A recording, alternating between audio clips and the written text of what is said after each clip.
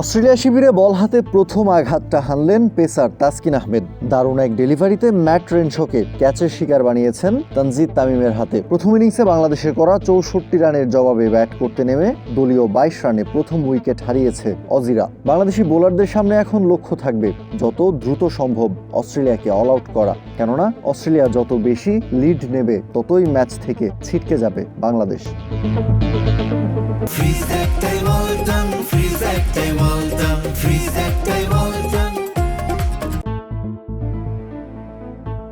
শরীফুলের 4-এ দলীয় 50 পার হলো বাংলাদেশের, কিন্তু ততক্ষণে শনির ঘণ্টা বেজে গেছে। 9 উইকেট হারিয়ে বসেছে টাইগাররা। গেল কয়েকদিন আগে ডারউইনে যে বাংলাদেশকে দেখা গেছে, ম্যাকাইতে দেখা গেল ঠিক তার বিপরীত বাংলাদেশকে। বড্ড অসহায়, প্রচণ্ড নড়বড়ে। 6 উইকেটে 35 রান করে লাঞ্চ ব্রেকে গিয়েছিল বাংলাদেশ। সেখান থেকে ফিরেই দ্রুতই হাসান মাহমুদ এবং তাসকিন আহমেদের উইকেট হারায় টাইগাররা। মিরাজ, শরীফুলরা চেষ্টা করেও বাংলাদেশকে 64 রানের বেশি সংগ্রহ এনে দিতে পারেননি। বাংলাদেশের স্কোর কার্ডের দিকে তাকালেও অবাকই হতে হয়। 2 ওপেনার ফিরে গেছেন একেবারেই খালি হাতে। ক্যাপ্টেন নাজমুল হোসেন শান্তও খুলতে পারেননি রানের খাতা। উইকেট কিপার লিটন কুমার দাসও ফিরেছেন সেই 0 রানেই।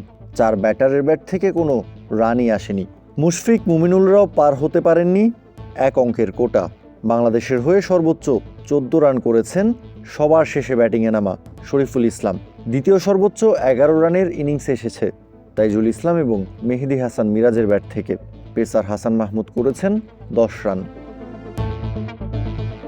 এদিকে ইনিংসের একেবারে শুরুতেই 5 তুলে নেয়া মিচেল স্টার্ক বাংলাদেশের কফিনে শেষ পেরেকটা ঠুকেছেন।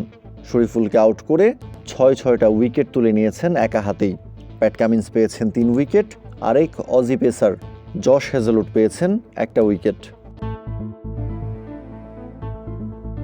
ম্যাকাই টেস্টে মিচেল স্টার্কের পেস বোলিংয়ের তোপে পুড়ছে বাংলাদেশের ব্যাটিং লাইন আপ। সাদমান ইসলাম, তানজিদ তামিম, নাজমুল শান্ত, মুমিনুল হক, লিটন কুমার দাসরা একের পর এক ভেঙে পড়ছেন তাসের ঘরের মতো। নিজের ব্যক্তিগত 4 ওভারের কোটা পূরণ করার আগেই মিচেল স্টার্ক বাংলাদেশের 5 জন ব্যাটারকে প্যাভিলিয়নে ফিরিয়েছেন। সেই সাথে বাংলাদেশকে কড়া বার্তা দিয়েছেন, ম্যাকাই টেস্ট কোনোভাবেই ডারউইনের মতো এত সহজ হতে যাচ্ছে না।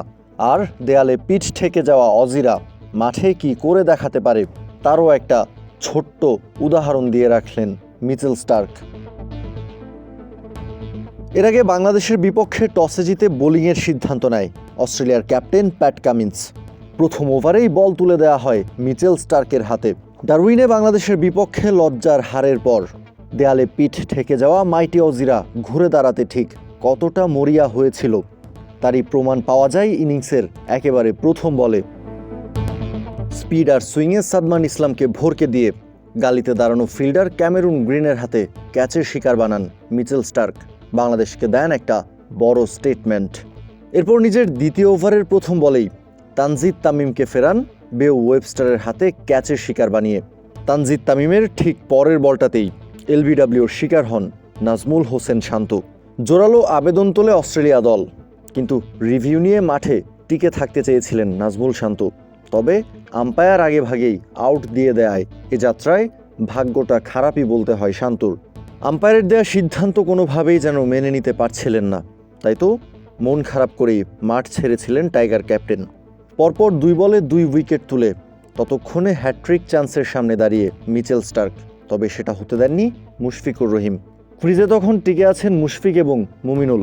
2 অভিজ্ঞ ব্যাটার মিলে বাংলাদেশকে এই ধ্বংসস্তূপ থেকে বের করে আনবেন এমনটাই বিশ্বাস ছিল, কিন্তু মুমিনুলকেও ফিরিয়েছেন মিচেল স্টার্ক।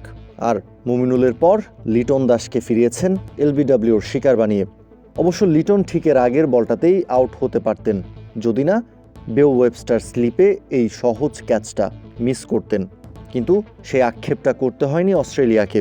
ঠিক পরের বলেই লিটন কুমার দাসকে ফিরিয়ে নিজের ক্যারিয়ারের সবচেয়ে দ্রুততম 5 তুলে নিয়েছেন মিচেল স্টার্ক। সেই সাথে বাংলাদেশকে ঠেলে দিয়েছেন একেবারেই খাদের কিনারায়।